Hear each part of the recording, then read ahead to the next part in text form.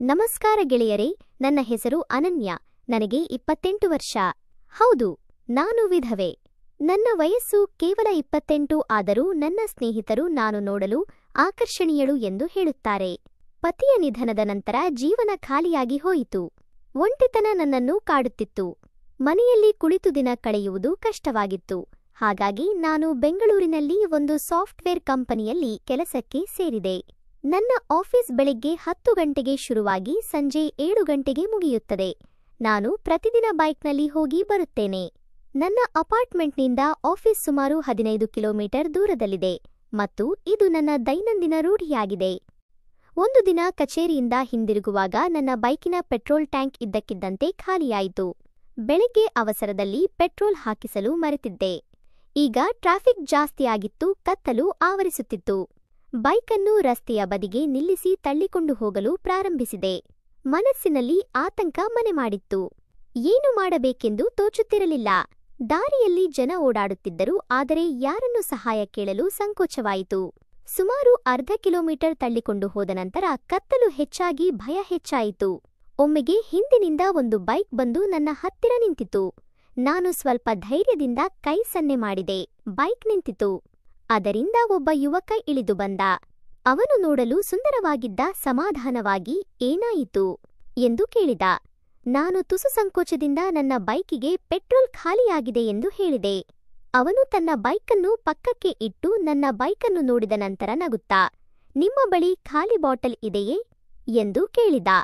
ನನ್ನ ಬ್ಯಾಗಲ್ಲಿ ಒಂದು ಪ್ಲಾಸ್ಟಿಕ್ ಬಾಟಲ್ ಇತ್ತು. ಅವನು ಅದನ್ನು ತೆಗೆದುಕೊಂಡು ತನ್ನ ಬೈಕಿನಿಂದ ಸ್ವಲ್ಪ ಪೆಟ್ರೋಲ್ ತೆಗೆದು ನನ್ನ ಬೈಕಿಗೆ ಹಾಕಿದ. ಬೈಕ್ ಸ್ಟಾರ್ಟ್ ಮಾಡಿ ನೋಡಲು ಹೇಳಿದ. 2 ಸಲ ಒದ್ದ ತಕ್ಷಣ ಬೈಕ್ ಚಾಲುವಾಯಿತು. ನಾನು ಅವನಿಗೆ ಧನ್ಯವಾದ ಹೇಳಿದೆ ಮತ್ತು ಹಣ ಕೊಡಲು ಪ್ರಯತ್ನಿಸಿದೆ, ಆದರೆ ಅವನು ಬೇಡವೆಂದ. ಆ ಕ್ಷಣದಲ್ಲಿ ಅವನ ಬಗ್ಗೆ ನನಗೆ ಗೌರವ ಉಂಟಾಯಿತು. ಅವನ ಹೆಸರೇನು ಎಂದು ಕೇಳಿದೆ. ಅವನು ನನ್ನ ಹೆಸರು ರೋಹನ್ ಎಂದು ಹೇಳಿದ. ನಾನು ಕೂಡ ನನ್ನ ಹೆಸರು ಅನನ್ಯ ಎಂದು ಹೇಳಿದೆ. ನಮ್ಮಿಬ್ಬರ ನಡುವೆ ಮಾತುಕತೆ ಶುರುವಾಯಿತು. ನೀವು ಏನು ಮಾಡುತ್ತೀರಿ ಎಂದು ಕೇಳಿದೆ. ಅದಕ್ಕೆ ಅವನು ಒಂದು ಐಟಿ ಕಂಪನಿಯಲ್ಲಿ ಸಾಫ್ಟ್ವೇರ್ ಇಂಜಿನಿಯರ್ ಆಗಿ ಕೆಲಸ ಮಾಡುತ್ತೇನೆ ಎಂದು ಹೇಳಿದ. ನಾನು ನಗುತ್ತಾ, ನಾನು ಕೂಡ ಐಟಿ ಕಂಪನಿಯಲ್ಲಿ ಕೆಲಸ ಮಾಡುತ್ತೇನೆ ಎಂದೆ. ಆಮೇಲೆ ನಾವಿಬ್ಬರೂ ಬೆಂಗಳೂರಿನ ಹೊರವಲಯದಲ್ಲಿ ವಾಸಿಸುತ್ತಿದ್ದೇವೆ ಎಂದು ತಿಳಿಯಿತು. ಮನೆಗೆ ಬಂದ ನಂತರ ಊಟ ಮಾಡಿದೆ. ಆದರೆ ಮಲಗುವಾಗಲೂ ಅವನ ನೆನಪೇ ಬರುತ್ತಿತ್ತು.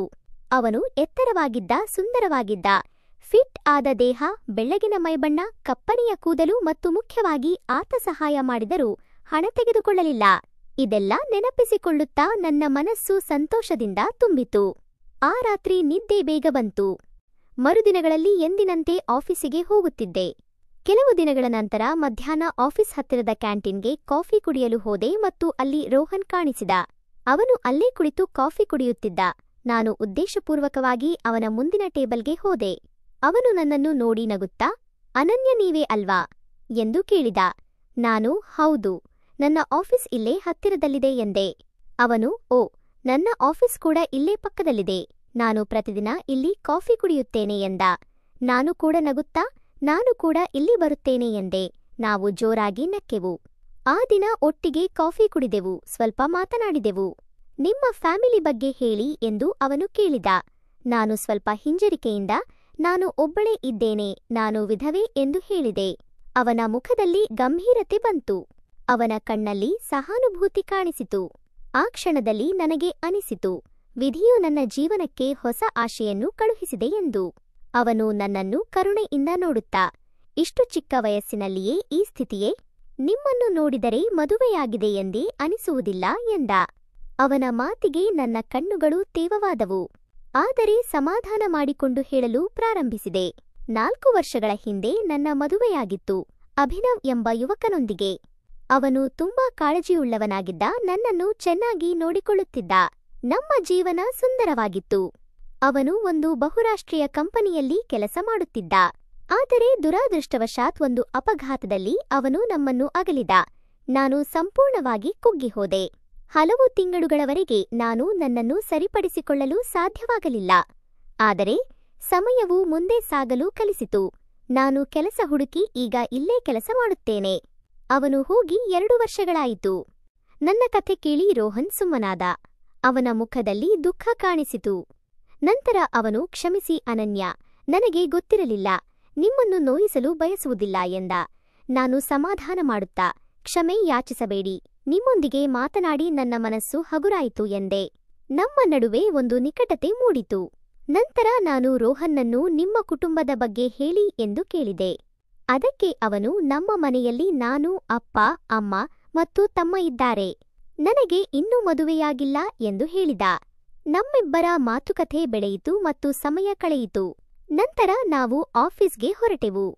ಸಂಜೆ ಆಫೀಸ್ ಮುಗಿದ ಮೇಲೆ ನಾನು ಬೈಕ್ ಸ್ಟಾರ್ಟ್ ಮಾಡಿ ಹೊರಟೆ. ಕೆಲವು ಕಿಲೋಮೀಟರ್ ದೂರ ಹೋದ ನಂತರ ರಸ್ತೆಯಲ್ಲಿ ಒಂದು ಬೈಕ್ ನಿಂತಿರುವುದು ನನ್ನ ಕಣ್ಣಿಗೆ ಬಿತ್ತು. ಹತ್ತಿರ ಹೋಗಿ ನೋಡಿದಾಗ ಅದು ರೋಹನ್ನ ಬೈಕ್ ಆಗಿತ್ತು. ಅವನು ಬೈಕ್ ರಿಪೇರಿ ಮಾಡಲು ಪ್ರಯತ್ನಿಸುತ್ತಿದ್ದ. ನಾನು ನನ್ನ ಬೈಕ್ ನಿಲ್ಲಿಸಿ ಅವನ ಬಳಿ ಹೋದೆ. ಅವನು ನನ್ನನ್ನು ನೋಡಿ ನಗುತ್ತಾ, ಏನು ಮಾಡುವುದು, ಬೈಕ್ ಕೆಟ್ಟು ನಿಂತು ಬಿಟ್ಟಿದೆ ಎಂದ.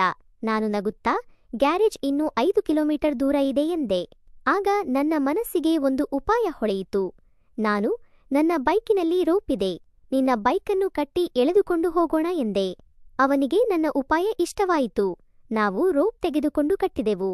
ಅವನು ತನ್ನ ಬೈಕ್ ಮೇಲೆ ಕುಳಿತ. ನಾನು ನನ್ನ ಬೈಕ್ನಲ್ಲಿ ಮುಂದೆ ಎಳೆದುಕೊಂಡು ಗ್ಯಾರೇಜ್ಗೆ ಹೋದೆವು. ಆ ಹೊತ್ತಲ್ಲಿ ನನಗೆ ನಗು ಬರುತ್ತಿತ್ತು. ಪರಿಸ್ಥಿತಿ ತಮಾಷೆಯಾಗಿತ್ತು, ಆದರೆ ನನ್ನ ಬಗ್ಗೆ ಹೆಮ್ಮೆ ಅನಿಸಿತು. ಮೊದಲು ಅವನು ನನಗೆ ಸಹಾಯ ಮಾಡಿದ್ದ, ಈಗ ನಾನು ಅವನಿಗೆ. ಗ್ಯಾರೇಜ್ ತಲುಪಿ ಅವನು ಬೈಕ್ ಕೊಟ್ಟು ಧನ್ಯವಾದ ಹೇಳಿದ. ಅವನು ನಗುತ್ತಾ, ನಿಮ್ಮ ನಂಬರ್ ಕೊಡಿ ಅಂತ ಕೇಳಿದ. ನಾನು ಕೊಟ್ಟೆ. ಆಮೇಲೆ ನಾನು ಹೋಗ್ತೀನಿ ಅಂತ ಹೊರಟೆ. ಮನೆಗೆ ಬಂದು ಊಟ ಮಾಡಿ ಕುಳಿತೆ. ಅಷ್ಟರಲ್ಲಿ ಮೆಸೇಜ್ ಬಂತು. ಹಾಯ್, ನಾನು ರೋಹನ್, ಇದು ನನ್ನ ನಂಬರ್. ನಾನು ನಕ್ಕು ರಿಪ್ಲೈ ಮಾಡಿದೆ. ಆಮೇಲೆ ನಮ್ಮ ಚಾಟ್ ಫೋನ್ ಕಾಲ್ ಆಯಿತು. ನಿಧಾನವಾಗಿ ನಮ್ಮ ರಿಲೇಷನ್ ಕ್ಲೋಸ್ ಆಯಿತು.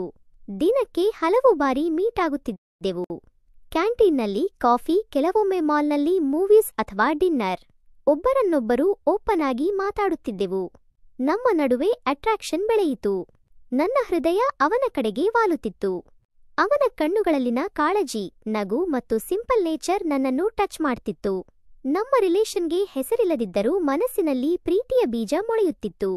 ಆದರೆ ನನ್ನ ಹಳೆಯ ಜೀವನದ ಕಾರಣ ನಾನು ಓಪನ್ ಆಗಿ ಹೇಳಲು ಹೆದರುತ್ತಿದ್ದೆ. ಅವನು ನನಗಿಂತ ಯಂಗ್ ಹುಡುಗಿಯನ್ನು ಹುಡುಕಬಹುದು ಅಂತ ಅನಿಸ್ತಿತ್ತು. ಆದರೂ ಅವನೊಂದಿಗಿನ ಪ್ರತಿಕ್ಷಣ ನನಗೆ ಸೆಕ್ಯೂರಿಟಿ ಮತ್ತು ಲವ್ ಫೀಲ್ ನೀಡುತ್ತಿತ್ತು. ಒಂದು ದಿನ ರೋಹನ್ ನನಗೆ ಕರೆ ಮಾಡಿ, ಭಾನುವಾರ ನನ್ನ ಮನೆಗೆ ಬಾ, ನನ್ನ ತಂದೆ ತಾಯಿಗೆ ನಿನ್ನನ್ನು ಪರಿಚಯಿಸಬೇಕು ಎಂದು ಕೇಳಿದ. ನನ್ನ ಹೃದಯ ಬಡಿತ ಹೆಚ್ಚಾಯಿತು. ನಾನು ಸರಿ ಎಂದೆ. ಆದರೆ ಅಂದೇ ಏನೋ ತುರ್ತು ಕೆಲಸ ಬಂದು ನಾನು ಹೋಗಲು ಸಾಧ್ಯವಾಗಲಿಲ್ಲ. ಅವನಿಗೆ ಬೇಸರವಾಯಿತು. ಮರುದಿನ ಅವನಿಗೆ ಒಂದು ಅಚ್ಚರಿಯನ್ನು ಕೊಡಲು ನಾನು ನಿರ್ಧರಿಸಿದೆ. ಬೆಳಿಗ್ಗೆ ಅವನ ಮನೆಗೆ ಹೋದೆ. ಕಾಲಿಂಗ್ ಬೆಲ್ ಒತ್ತಿದೆ. ಬಾಗಿಲು ತೆರೆದ ಅವನು ನನ್ನನ್ನು ನೋಡಿ ಆಶ್ಚರ್ಯಚಕಿತನಾದ. ನಾವಿಬ್ಬರೂ ನಕ್ಕೆವು. ನಾನು ಒಳಗೆ ಹೋದೆ. ನನ್ನ ತಂದೆ ತಾಯಿ ಇವತ್ತು ಬೆಳಿಗ್ಗೆ ಊರಿಗೆ ಹೋದರು ಎಂದು ಅವನು ಹೇಳಿದ. ನನಗೆ ಸ್ವಲ್ಪ ನಿರಾಶೆಯಾಯಿತು. ಸರಿ ಬಿಡು, ನಾನು ನನ್ನ ಮನೆಯನ್ನು ನಿನಗೆ ತೋರಿಸುತ್ತೇನೆ ಎಂದು ಹೇಳಿ ಅವನು ಮನೆಯನ್ನು ತೋರಿಸಿದ. ಮನೆ ತುಂಬಾ ಸುಂದರವಾಗಿ ಸ್ವಚ್ಛವಾಗಿ ಇತ್ತು. ನಂತರ ಅವನು ನಗುತ್ತಾ, ಮನೆಯಲ್ಲಿ ಯಾರೂ ಇಲ್ಲ, ನೀನೇ ನನಗೊಂದು ಕಾಫಿ ಮಾಡಿಕೊಡು ಎಂದ. ನಾನು ನಾಚಿಕೊಂಡು ಅಡುಗೆ ಮನೆಗೆ ಹೋದೆ. ಕಾಫಿ ಮಾಡಿ ತಂದಾಗ ಅವನು ನನ್ನನ್ನು ವಿಶೇಷವಾಗಿ ನೋಡುತ್ತಿದ್ದ. ನನಗೆ ನಾಚಿಕೆ ಆಯಿತು. ನಾವು ಸೋಫಾದಲ್ಲಿ ಕುಳಿತು ಕಾಫಿ ಕುಡಿಯುತ್ತಿದ್ದೆವು. ನಮ್ಮ ಕಣ್ಣುಗಳು ಒಂದನ್ನೊಂದು ನೋಡಿದವು. ಇದ್ದಕ್ಕಿದ್ದಂತೆ ಅವನು ನನ್ನ ಕೈಯನ್ನು ಹಿಡಿದ. ಅವನ ಸ್ಪರ್ಶ ನನಗೆ ರೋಮಾಂಚನವನ್ನು ಉಂಟುಮಾಡಿತು. ಅವನು ಮೃದುವಾದ ಧ್ವನಿಯಲ್ಲಿ, ಅನನ್ಯ, ನಾನು ನಿನ್ನನ್ನು ಪ್ರೀತಿಸುತ್ತೇನೆ. ನನ್ನನ್ನು ಮದುವೆಯಾಗುತ್ತೀಯಾ? ನಾನು ಈ ವಿಷಯವನ್ನು ನನ್ನ ತಂದೆ ತಾಯಿಗೂ ಹೇಳಿದ್ದೇನೆ ಎಂದ. ನಾನು ಆಶ್ಚರ್ಯಚಕಿತಳಾದೆ, ಆದರೆ ಸಂತೋಷವಾಯಿತು. ನಿನಗೆ ಗೊತ್ತಿದೆ, ನನಗೊಂದು ಕರಾಳ ಭೂತಕಾಲವಿದೆ ಎಂದೆ. ಅದಕ್ಕವನು, ನಿನ್ನ ಭೂತಕಾಲದ ಬಗ್ಗೆ ನನಗೆ ಚಿಂತೆ ಇಲ್ಲ, ನೀನು ನನಗೆ ಬೇಕು ಎಂದ. ಅವನ ಆ ಮಾತು ನನ್ನನ್ನು ಕರಗಿಸಿತು. ನನ್ನ ಕಣ್ಣುಗಳು ತೇವವಾದವು. ನಾನು ಅವನನ್ನು ತಬ್ಬಿಕೊಂಡೆ. ಅವನು ನನ್ನನ್ನು ಚುಂಬಿಸಿದ. ನನ್ನ ಹಣ್ಣುಗಳನ್ನು ಹಿಡಿದು ಹಿಂಡಿದ. ಅವನ ಉಬ್ಬಿದ ತಮ್ಮನನ್ನು ನೋಡಿ ನಾನು ಕೂಡ ಪ್ರತಿಕ್ರಿಯಿಸಿದೆ. ಆ ಕ್ಷಣ ನಮ್ಮ ಪ್ರೀತಿ ದೃಢವಾಯಿತು. ಇಬ್ಬರೂ ಬೆವರಿದಣಿದು ನಿದ್ದೆಗೆ ಜಾರಿದೆವು. ಕೆಲವು ದಿನಗಳ ನಂತರ ಅವನು ನನ್ನನ್ನು ಅವನ ತಂದೆ ತಾಯಿಗೆ ಪರಿಚಯಿಸಿದ. ಅವರು ಸಂತೋಷಪಟ್ಟರು ಮತ್ತು ನಮ್ಮ ಮದುವೆಯನ್ನು ಅದ್ದೂರಿಯಾಗಿ ಮಾಡಿದರು. ನಮ್ಮ ಮೊದಲ ರಾತ್ರಿ ಮರೆಯಲಾಗದಂತಿತ್ತು, ಪ್ರೀತಿ ಮತ್ತು ಸಂತೋಷದಿಂದ ತುಂಬಿತ್ತು. ರೋಹನ್ ನನ್ನನ್ನು ಚೆನ್ನಾಗಿ ನೋಡಿಕೊಳ್ಳುತ್ತಾನೆ, ನನ್ನ ದುಃಖವನ್ನು ದೂರ ಮಾಡುತ್ತಾನೆ. ನಾವಿಬ್ಬರೂ ಕೆಲಸ ಮಾಡುತ್ತೇವೆ, ಆದರೂ ಪರಸ್ಪರ ಸಮಯವನ್ನು ನೀಡುತ್ತೇವೆ. ನಮ್ಮ ಜೀವನ ನಗು, ಪ್ರೀತಿ ಮತ್ತು ಸಂತೋಷದಿಂದ ತುಂಬಿದೆ. ರೋಹನ್ ನನ್ನ ಜೀವನಕ್ಕೆ ಒಂದು ಹೊಸ ಅರ್ಥವನ್ನು ನೀಡಿದ್ದಾನೆ. ನಾವಿಬ್ಬರೂ ಮದುವೆಯಾಗಿ ಸರಿಯಾದ ನಿರ್ಧಾರವನ್ನು ತೆಗೆದುಕೊಂಡೆವು ಎಂದು ನಿಮಗೆ ಅನಿಸುತ್ತದೆ. ನಿಮ್ಮ ಅಭಿಪ್ರಾಯವನ್ನು ತಿಳಿಸಿ. ಜೀವನದ ಪ್ರತಿ ಹೆಜ್ಜೆಯೂ ನಮಗೆ ಪಾಠವನ್ನು ಕಲಿಸುತ್ತದೆ. ದುಃಖವಾಗಲಿ ಅಥವಾ ಸಂತೋಷವಾಗಲಿ ಎಲ್ಲವೂ ನಮ್ಮ ಪಯಣದ ಭಾಗವೇ. ಮಾನವ ಪರಿಸ್ಥಿತಿಗಳಿಗೆ ಹೆದರಬಾರದು, ಕಲಿತು ಮುಂದೆ ಸಾಗಬೇಕು. ಸವಾಲುಗಳು ನಮ್ಮ ಸಾಮರ್ಥ್ಯವನ್ನು ತೋರಿಸುತ್ತವೆ. ಯಾವಾಗಲೂ ಸಕಾರಾತ್ಮಕವಾಗಿರಿ. ಒಳ್ಳೆಯ ಆಲೋಚನೆಗಳೊಂದಿಗೆ ಪ್ರೇರಿತರಾಗಿ ಮತ್ತು ಇತರರನ್ನು ಹುರಿದುಂಬಿಸಿ. ಜೀವನ ಒಂದು ಶಾಲೆ ಮತ್ತು ನಾವೆಲ್ಲ ವಿದ್ಯಾರ್ಥಿಗಳು. ಗೆಳೆಯರೇ, ನಮ್ಮ ಈ ಪ್ರೇಮ ಕಥೆ ಹೇಗನಿಸಿತು? ಇಷ್ಟವಾದರೆ ಲೈಕ್ ಮಾಡಿ, ಹಂಚಿಕೊಳ್ಳಿ ಮತ್ತು ಚಾನೆಲ್ ಅನ್ನು ಸಬ್ಸ್ಕ್ರೈಬ್ ಮಾಡಿ. ಧನ್ಯವಾದಗಳು.